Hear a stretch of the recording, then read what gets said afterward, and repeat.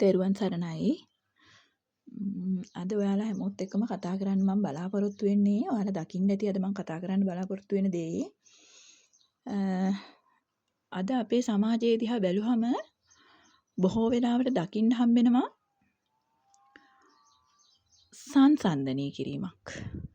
හැම වෙලාවෙම තමන්ව තව වෙන කෙනෙක් එක්ක සංසන්දනය කිරීමක් දකින්න හම්බෙනවා. ඉතින් වෙලාවකට මේ සංසන්දනය කරන්නේ තමන්ගේ රූපය තවත් කෙනෙක්ගේ රූපයත් එක්ක සසඳනවා. වෙලාවකට තමන්ට තියෙන වත්කම් ධනය දීපල තවත් කෙනෙක් එක්ක සංසන්දනය කරනවා. ඒ වගේම තමන්ගේ දැනුම ඔය වගේ දේවල් තවත් කෙනෙක් එක්ක සසඳ බලමින් යන රටාවක් අපිට බොහෝ වෙලාවට දකින්න හම්බෙනවා. ඉතින් අපිට ඕක සාමාන්‍යයෙන් එච්චර අවධානයට ලක් නොවුනට සමාජයේ මිනිස්සුන්ට තියෙන ලොකු නොසන්සුන්තාවයට මේ දුවන දිවිල්ලට තරඟකාරීකමට මේ හැම දෙයකටම බලපාන ලොකු හේතුවක් තමයි මේ මිනිස්සුන් තුළ තියෙන මේ සංසන්දනය කිරීම. ඉතින් ඒක දැනෙන්නේ නැති වුණාට සමාජයේ අද තියෙන ලොකු ප්‍රශ්නයක් මේ මිනිස්සුන්ගේ හිතේ තියෙන සැනසෙල්ල, පහසුව, සතුට.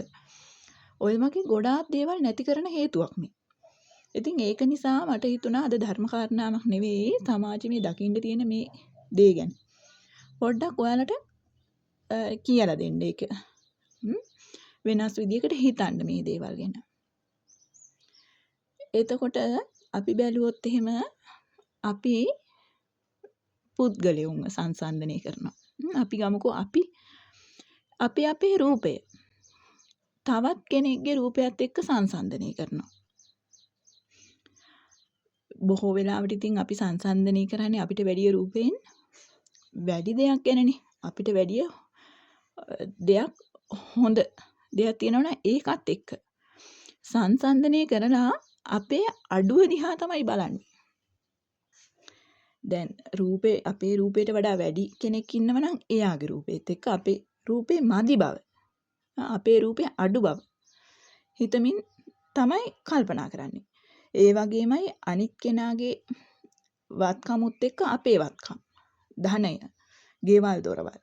එයාට අච්චර තියෙනවා මට එච්චර නැහැ කියලා. ඒ වගේ දැනුම අරයා මෙච්චර උගත්, දැන උගත්, මට එහෙම නැහැ කියලා අර අපිට වඩා තියෙන කෙනෙක් එක්ක තමයි මේ සංසන්දනය කරලා බලන්නේ. ඉතින් මේක මේ අපිට වැඩිය අඩුවෙන් තියෙන අයත් එක්ක සංසන්දනය කරලා බලන්නේ නැහැ කොයි වෙලේකවත්. අපිට වැඩිය රූපෙන් අඩු, අපිට වැඩිය වත්කම් ධනෙන් අඩු, දැනුමෙන් අඩු කෙනෙක් එක්ක නෙවෙයි මේ සසඳලා බලන්නේ. හැම වෙලේම අපිට වැඩිය තියෙන කෙනෙක් එක්ක තමයි සසඳලා බලන්නේ. ඉතින් අපි හිතලා බැලුවොත් එහෙම මිනිස්සුන්ගේ රූපය තමන්ට වඩා රූපෙන් වැඩි කෙනෙක් එක්ක එයා හිතනවා එහෙම මට වැඩිය රූපෙන් වැඩි කියලා එයා හිතලා අනිත් අයත් එක්ක සංසන්දනය කරන එක මොන විදිහටද අපිට මේ මොකක්ද ඒකෙන් සිද්ධ වෙන්නේ කියලා බැලුවොත් එහෙම හැම වෙලාවෙම අපි උත්සාහ කරන්නේ අපේ රූපේ තියෙන ප්‍රමාණයට වඩා වෙනස් කරන්න. ගෑනු අය අතරෙත් එහෙමයි, පිරිමි අය අතරෙත් මේක නැත්තෙම නෑ තියෙනවා. නමුත් ගැහැණු අය අතර ටිකක් වැඩි කියලා මට හිතෙනවා. ඉතින් ඒක නිසා අපිට පේනවා කෙනෙක්ව අභිබව තමන්ගේ රූපය වැඩි කරගන්න.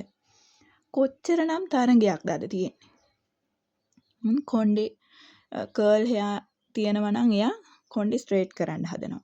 ස්ට්‍රේට් කොණ්ඩයක් තියෙනවා නම් එයා කොණ්ඩේ කර්ල් කරන්න හදනවා. මූණේ හැඩේ දිගටි හැඩයක් නම් මේකප් කරනවා ඒක රවුන්ඩ් ෂේප් කරගන්න. සාමාන්‍ය රවුන්ඩ් මූණක් තියෙනවා නම් ඒක දිගටි හැඩයකට. ඔය මේකප් වලින් කරන්න පුළුවන් ඒවා වෙනස් කරලා. එතකොට හැම වෙලාවෙම Tamanට තියෙන දේට වඩා විරුද්ධ විදිහට තමයි මිනිස්සු දේවල් කරන්න උත්සාහ කරන්නේ. ඉතින් මේ දේවල් අනිත් දැන් හැමෝටම අපි ආර්ථික අතින් අපි සමාන මට්ටමකත් නැහැනේ. එතකොට මේ රූපේ වෙනස් කරගන්න මේක නඩත්තු කරන්න ඒක පවත්වගෙන යන්න අපිට ලොකු වෙහෙසක් දරන්න වෙනවා. මොකද මේ රූපය කියන එක. ඔයාලා දන්නවනේ කොණ්ඩයක් වුණත් හැදුවොත් ඒකේ විදිහට තියාගෙන යන්න තවත් දේවල් කරන්න ඕනි. ඒ විදිහට පවත්වගෙන යන්න. හැම වුණත් එහෙම.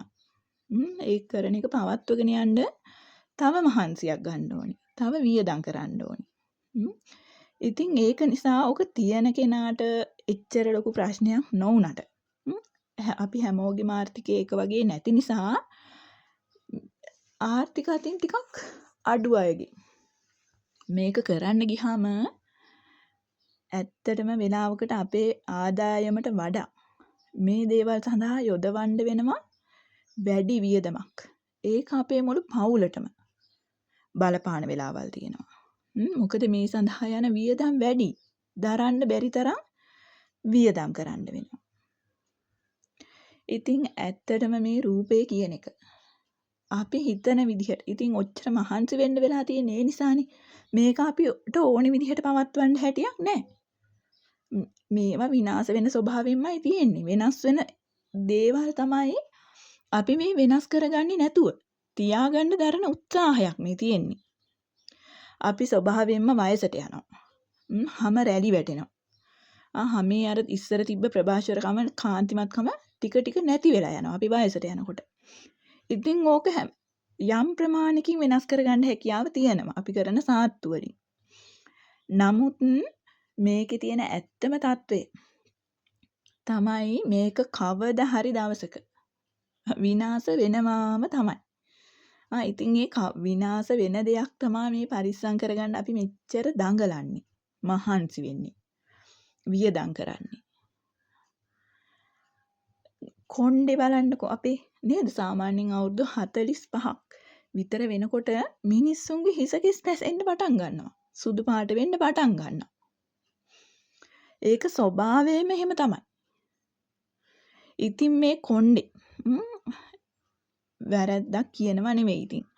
පුළුවන් නම් ඒක කරදරයක් නෙවෙයි නම් ඒක කරාට කමකුත් නැහැ. නමුත් මේ ස්වභාවය වෙනස් කරන්න අපිට හැකියාවක් නැහැ.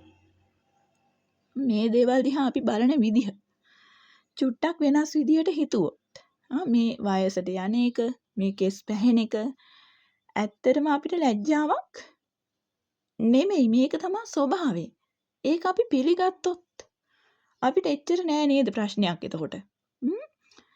අපි හිතනවා අපේ කොණ්ඩේ පැහුනම මිනිස්සු අපිට hina වෙයි කියලා.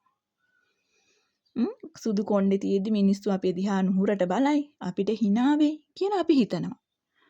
නමුත් ඒ හැම මිනිස්සයම දන්නවා ඒකම තමයි ස්වභාවය. ඒක එයාටත් ඒ විදිහම තමයි. ඉතින් මේක මේ ලෝකෙන් හංගන්න තමයි අපි මේ දේවල් කරන්නේ. ඉතින් රූපය ගැන ලොකු තරංගයක් මිනිස්සුන්ගේ තියෙනවා. අඳින පළඳින විදිහ අනික් කෙනාට වඩා ගොඩාක් හොඳට අඳින්න ඕනි කියලා හැම වෙලෙම හිතනවා. දැන් අපිට පේනවා උත්සව අවස්ථාවක පාටියක් අවස්ථාවක වගේ අපි ගියාම ලොකු තරංගයක් තියෙනවනේ. එක්කෙනෙක්ට වඩා අනිත් කෙනා කැපී පෙනෙන්න ලොකු උත්සාහයක් තියෙනවා. නමුත් මේ කොයි විදිහට ලෑස්ති වෙලා ගියත් අපිට පුළුවන් උපරිමෙන් ලෑස්ති වෙලා ගියත් එතන අපිට වැඩිය ලස්සන ඇත්තටම ගොඩක් කට්ටිය ඉන්නවා. ඉතින් ඒක නිසා එතකොට නේද අර අපි ලොකු උත්සාහයක් දැරුවට මොකද මේක කොයි තැනකදී හරි බින්දලා යන වෙලාවක් තියෙනවා. අපි හිතුවට අපිම තමයි ගොඩාක්ම ලස්සන වෙන්න ඕනි කියලා ලොකු මහන්සියක් දැරුවත් ඒක ඉෂ්ට නොවන ගතියක් තියෙනවා. ඉතින් ඒක නිසා මේ දේවල් ගැන අපි අර අපිව කැපී පෙනෙන්න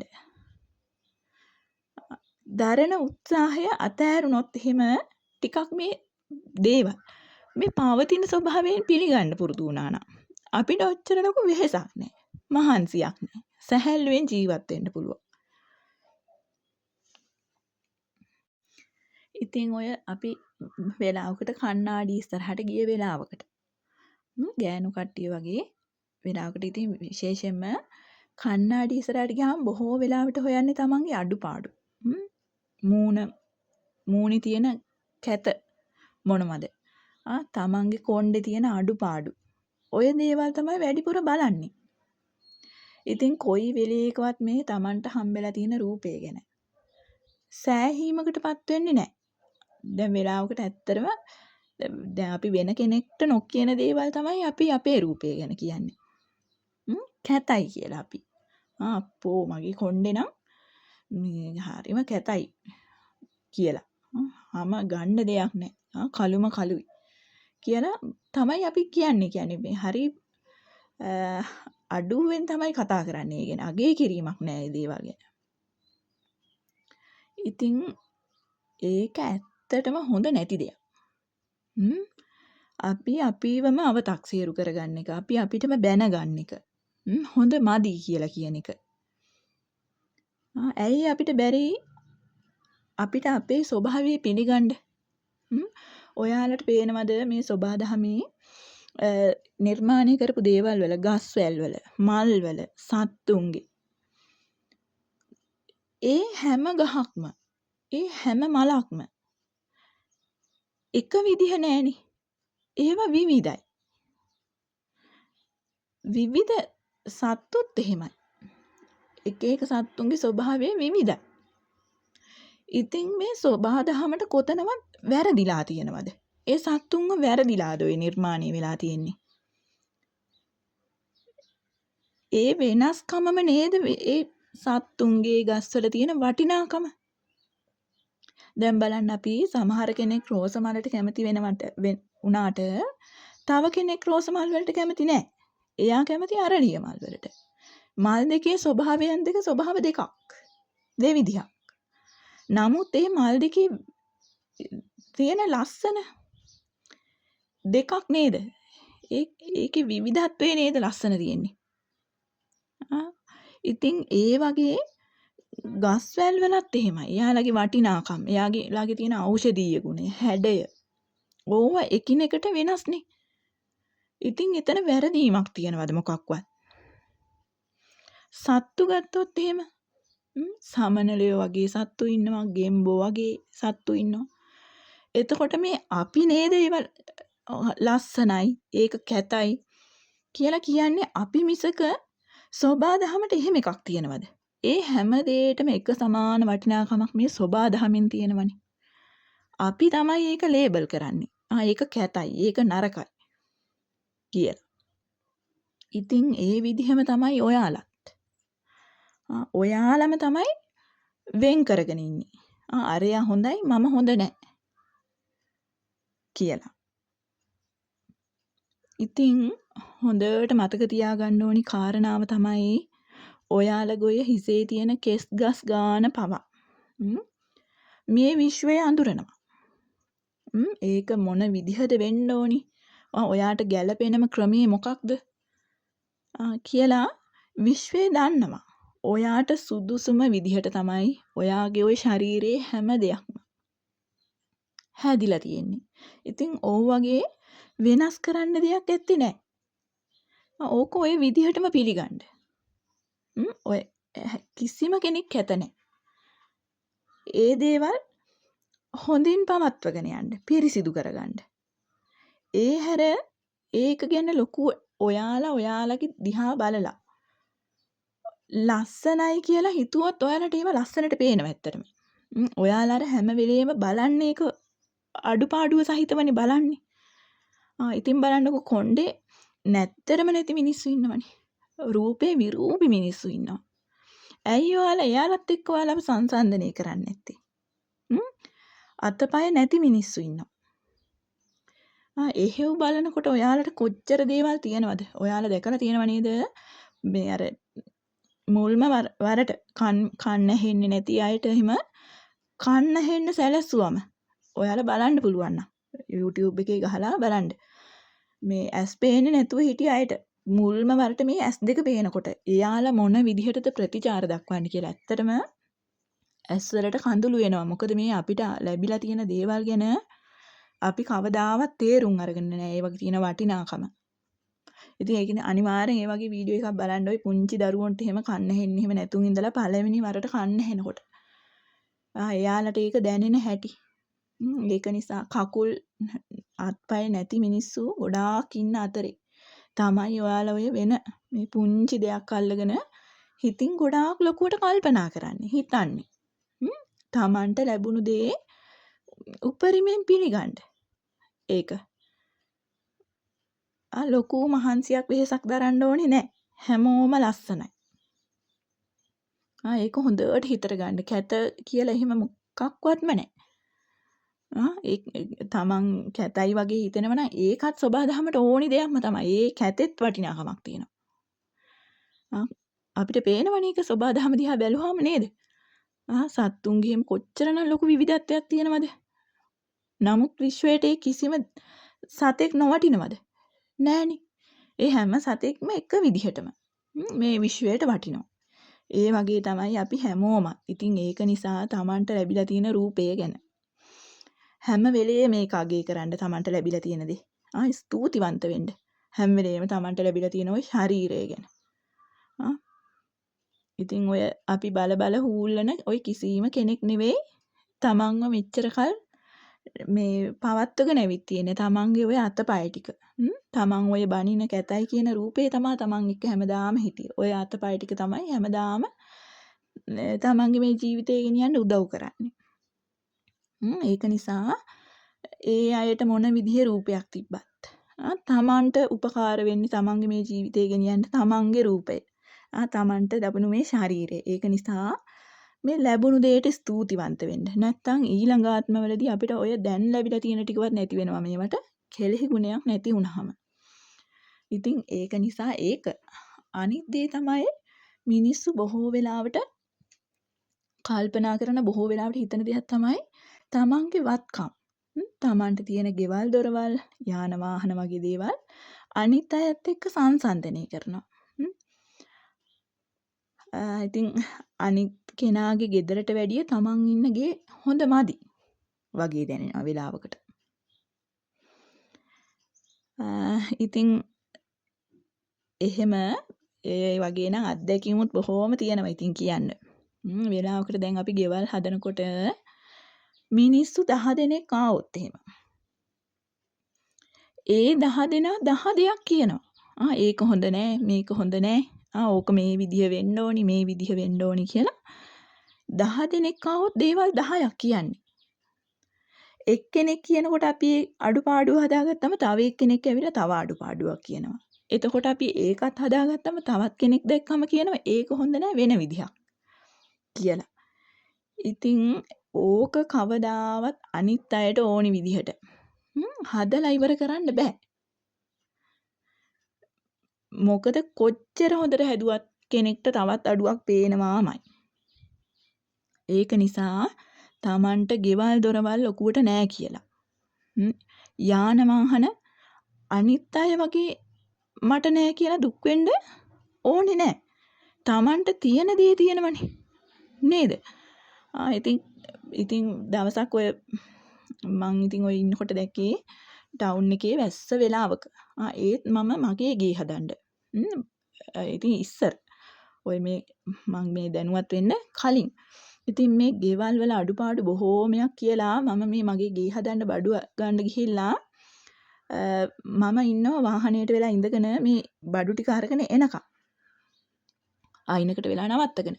ඉතින් එතකොට මට පේනවා මේ වැස්ස වෙලාවේ එක අම්මා කෙනෙක් මේ පාදික වේදිකාවේ ගොඩ නැගිල්ලක් අයිනේ ඉන්නවා වහලේ. ඒ තෙමෙන් නැති වෙන්න පුංචි දරුවෙකුත් වඩාගෙන එනවා කාඩ්බෝඩ් කෑලි වගේක් අරගෙන එයා දරුවම නිදි කරන්න.